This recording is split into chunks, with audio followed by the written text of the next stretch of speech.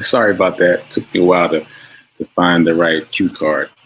Okay, so as you just saw, this is pre-recorded. And also, as you're seeing right now, I am not Rev Melissa. I am Sekou Wrights. I am her producer, and I am guest spotting for her today on Sunday. What's today's date? Sunday, the 27th of February. Wow, the month is almost over. So this show is Living Life in Joy. And when I when I do these guest spots, it's always a surprise to you what I'm going to do. But this time, it's a surprise to me what I'm going to do. I've gone back and forth about what I'm going to do for today's episode. And ultimately, I decided to take a page from Rev Melissa's book and just hit the record button and see what happens. Yikes. So I kind of have a sense of what I want to say, what I want to do, but I don't know. I don't know how it's going to work out, but I'm stepping out on faith and trusting that all will be well for today. Okay, so just again, this is Living Life in Joy. I'm your guest host. I'm Sekou Wrights. This is the 27th day of February, and I do not have a guest today. I had a guest, but some things happened, and I'm moving in a different direction, and I'm going to see what comes through. So the general idea that I have for today is to talk about Black History Month in a different way. So as you know, if you've been watching my show and Rev Melissa's show, I've done just a little bit of Black history for Black History Month. I screened my documentary short, Test Driving While Black, on Rev Melissa's show, actually on this show, on Living Life in Joy, earlier this month. And other than that, I haven't done much for Black History Month. And I've been thinking all month about what to do. And so what I decided to do for today is talk about my personal interaction with some Black history moments, because I think that sometimes we interact with Black History Month as if it's off and away somewhere. Like these are stories about people who typically are in the past and sometimes are in the present, but generally there's this sense of distance. And I want to close that distance by talking about some of my personal interactions with race as it relates to Black History Month.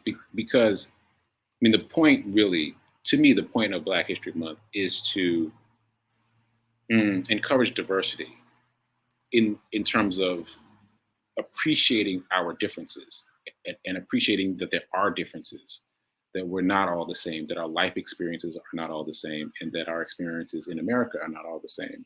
And so understanding those differences, I think, is really important. So all that said, I'm gonna dive into it. So I thought I would first mention Carter G. Woodson. Carter G. Woodson is the inventor of Black History Month. I just learned this from my stepmom, actually. She did a Black History Month presentation exactly a week ago at church here in Florida, where I'm on location. And I learned from her that Carter G. Woodson invented Black History Month in 1926. It was a week when it was first invented. It was called Negro History Week. Let me get it. Yes, the first Negro History Week was created by Carter G. Woodson in 1926. He chose February, ironically, because that month contains the birthdays of President Lincoln and Frederick Douglass. That's why he chose February. It had nothing to do with the number of days in the month, as people often say. And then over time, it grew from a week to encompassing a whole month. So I think that's an important thing for all of us to know, just generally about Black History Month. And that said, I'm going to do a couple timeline mentions because, again, I'm closing the distance gap. So I've got a moment from my mom's history and then from my history, and then a few more from my history. So my mom tells this story all the time about how when she was teaching in, I believe it was Amherst, but anyway, she was teaching and she had X number of students on the roster. Let's just say it was like 20 students, but 200 students showed up. And so at some point during that first class, she asked the class what was going on. Why was there this discrepancy between the number of students that she had listed and the number that showed up? And there was kind of awkward silence for a while. And then finally, someone piped up and said, "We just came to see a Black PhD because we've never seen one before." So that's not far removed. That's just my mom. That's not like ages and eons ago. That's just, recently. And the idea that a Black PhD might look like something different than any other PhD is kind of odd. And it just it just shows you that we haven't moved as far as we think we've moved. I think that's the point. Like that that yes, there's been lots of progress in a lot of different areas, but underneath underneath our pleasant demeanors are often ideas about African Americans that don't jibe with our reality. So yeah, so my mom has a PhD, and growing up in that world, I'm growing up with all her friends who are PhDs and who are also African American. So that was my life experience, and I didn't think that anyone would find that unusual. But I remember much later in life, I was listening to these two white guys talking, and they were talking about the Cosby Show and how unrealistic it was for a Black lawyer to be married to a Black doctor and have that Huxlow's lifestyle. And I was like, that's just my life. Like that's what I know. So anyway, so there's that moment, and segueing from that to one of my own in the professional world. I used to work for Time Incorporated, which, as you know, is a huge conglomerate, owns lots of different magazines. And I was the first Black employee on the executive floor. And I was not an executive. Let's be clear about that. I was not an executive. I was an assistant to an executive, but I was the first. At the time, I was the only Black male employee on the floor. There was another Black woman on the floor. She was the receptionist for the entire floor, and I was the first Black assistant to an executive at that level. And I remember on one of my first days, it was definitely my first week, one of the other executives came by to see the executive that I worked for. And I'm, typical arrangement. I had an office in front of her office. So you had to go through my office, past my desk to get into the inner sanctum, as it were. And he walked in and he looked at me for a second and he said, "Are you here to fix the computers?" which which I was not, but even more telling, that floor, the executive floor, had an IT department. Like the whole building, all the different companies under the umbrella of Time Inc. didn't all have tech departments. It was kind of a universal tech department for the whole building. But the executive floor, they had their own tech team and an office on that floor with a tech team. There's one guy and primarily one guy and his assistant, but he was responsible for all the tech stuff on that floor. So so doubly unlikely that I would be there to fix the computer, since there's a tech team on the floor, which with a known person who does the tech stuff for that floor. So again, we're not talking about a lot of time past. We're talking about something that happened relatively recently. And there were many other experiences I had working at that level, on that floor in that company, that, yeah, were challenging to say the least. So anyway, that's another personal moment. And now I'll move on to a different category. I'll move into arts. So Ntozake Shange is the creator of the play For Color Girls Who've Considered Suicide When the Rainbow Isn't Enough. It's a long title, but you've probably heard it before because it's been turned into a Broadway show and it's been turned into a movie. So there's been lots of exposure for it. But I just want to mention the fact that she invented the term choreopoem, which is what that play is called. It's called a choreopoem. And I didn't know until relatively recently that she invented that term. So she is literally the first person to ever create a choreopoem because she created the word choreopoem.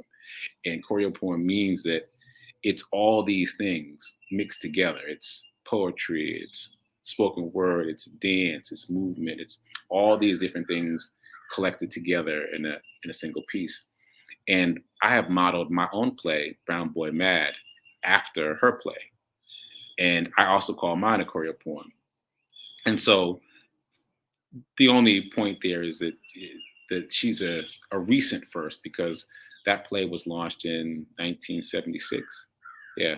So the first choreo poem goes to Insaki Shange, and I have a personal connection to it because even at the initial reading of Brown Boy Mad at Fisk University, I gave each of the actors a different color folder to represent, pay homage to For Color Girls.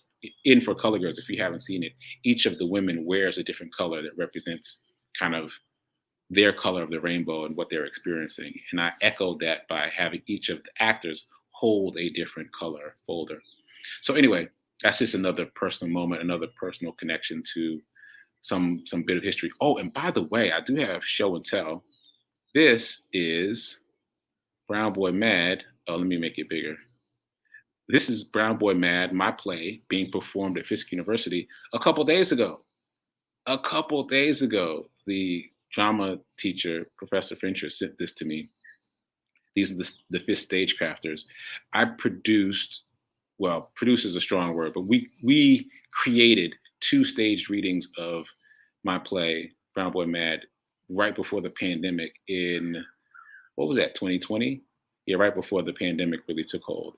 And this is a new version of the play Brown Boy Mad that's happening right now at Fisk University. And the play, in case you haven't heard me talk about it, is essentially an autobiographical play about some of my experiences with race and racism during my life. Ironically, none of the things that I've talked about today are in the play, and I might need to make some updates. But it's fascinating to me how the play has grown under the watchful eye of Fisk University and the Fisk University stagecrafters. And as you see, or maybe you can't tell, but there are women on stage too. It's not just men, as I expected it to be since it's autobiographical and it's my story. So interesting things going on at Fisk University. And that is a shout out to Fisk. It's also a shout out to Intozaki Shange for creating the term choreo poem. Okay, so moving on.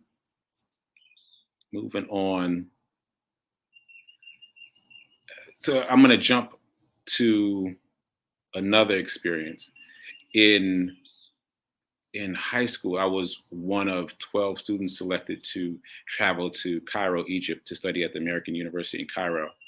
I was studying and speaking Arabic at the time, and I was one of two Black men that was selected for that trip. And I remember hanging out with these two guys. One was Caucasian. The other guy was he was of color. I can't quite remember his heritage. Anyway, I was talking to them, and at some point, a few days into the trip, they told me that they'd never met a Black person before, and I was like, "What? Like, how is that even possible?"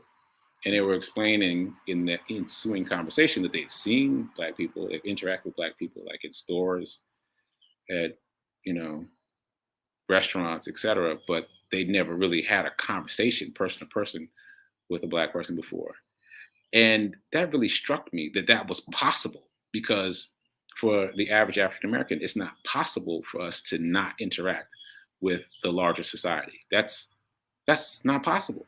Like every once in a while, if you go to an HBCU, as I did, I graduated from Morehouse College, and my mom graduated from Fisk University, and many other people in our family did as well. You can kind of live in a bubble to some degree, but not really. I mean, the world, United States at least, is predominantly white, and the idea that they could, these two young men could exist without having any significant interaction with a Black person was shocking to me, and it also immediately adjusted my behavior. Like, not that I was doing anything wrong, but it just made me think, okay, if I am the only Black man that they've interacted with, I want to make sure that I don't reinforce any of the stereotypes that are associated with Black men. Like it gave me an extra level of pressure I felt to to be myself, but also be mindful that these men are going to go back into their various corners of the world, and to a large degree, their perceptions of black men will be affected by my interacting with them. That was a lot of pressure for a high school kid. That's what it felt like to me, at least. So anyway, I hope I represented myself well, and it definitely didn't hurt that I was on that trip. I was one of those 12 students, and that I was at the time fluent in Arabic. So that was pretty cool. Anyway, I'm not really sure how this is all coming together as I speak these things aloud. I think I just wanted to make Black History Month more personal for me, and I hope for you too. And maybe make the point that it's essentially a mindset shift. Like the reason for the month, the reason for Black History Month, in my opinion, is to create a mindset shift. A mindset shift, as in, this is not some time to just pay homage to people from the past and lift them up. It's also a time to shift our mindsets about what's happening now and how we can move forward.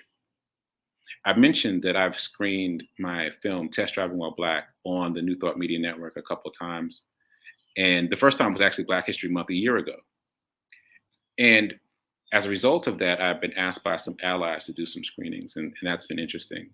And what I often get asked in those spaces is how allies can help, what allies can do. And essentially, my answer is, well, two things. Change your mindset. Don't think of it as something that happened before and that we don't need to address now. But also take small actions. Take small actions. Observe things a little differently. Observe things a little differently. Thinking of it as a present tense challenge, I think engenders itself to thinking of different ways you might interpret what's happening around you.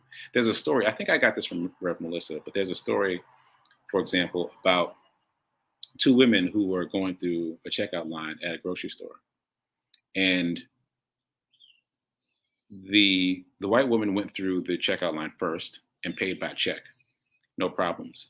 And she was still gathering her groceries at the end of the counter when the black woman behind her tried to pay by check, and the clerk challenged the black woman, asked her for ID and many other things to verify who she was.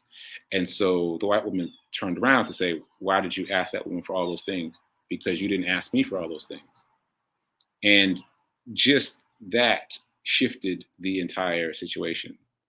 Just her asking the question, because there's often this perception that if we ask the questions that we're being too sensitive, we're being hypersensitive, or we're misinterpreting the situation.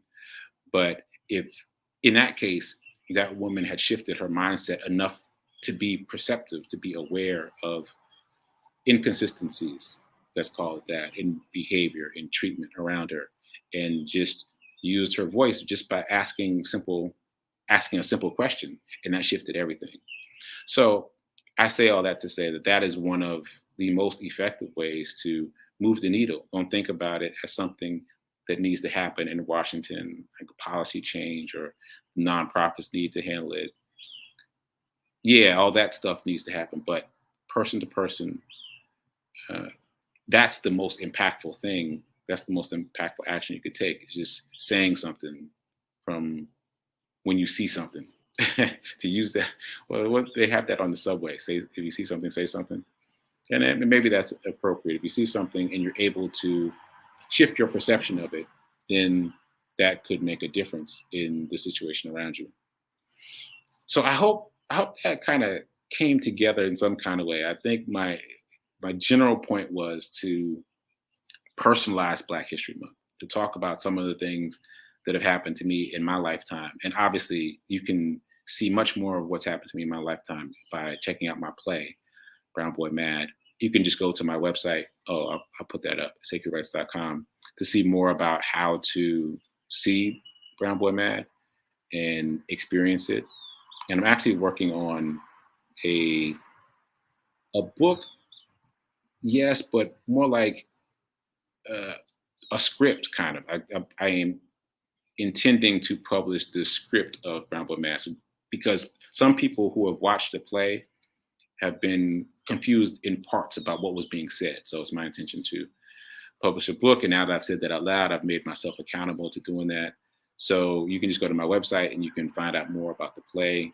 And again, I hope this connected for you. I'm not sure, but again, my intention was to not think of Black History Month as something off and away and on a pedestal somewhere, but to make it personal and to talk about some of the stories that I know of and some of the things that have happened to me, so that we can know that it is a present tense challenge, thinking about the different ways that African Americans are treated, even today, and that it's something that we can all address together.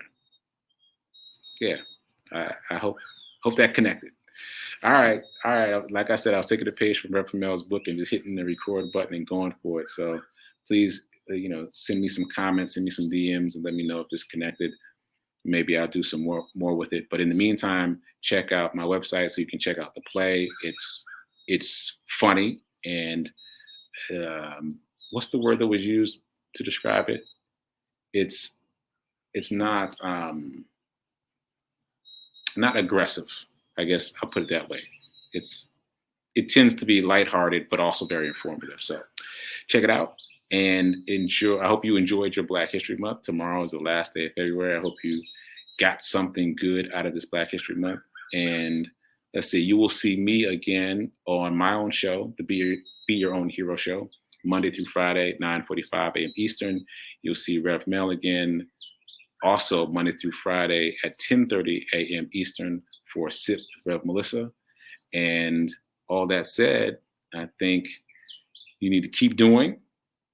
Be a hero. Be your own hero. Remember that now is better than perfect. And I'll see you mañana on Monday. Later.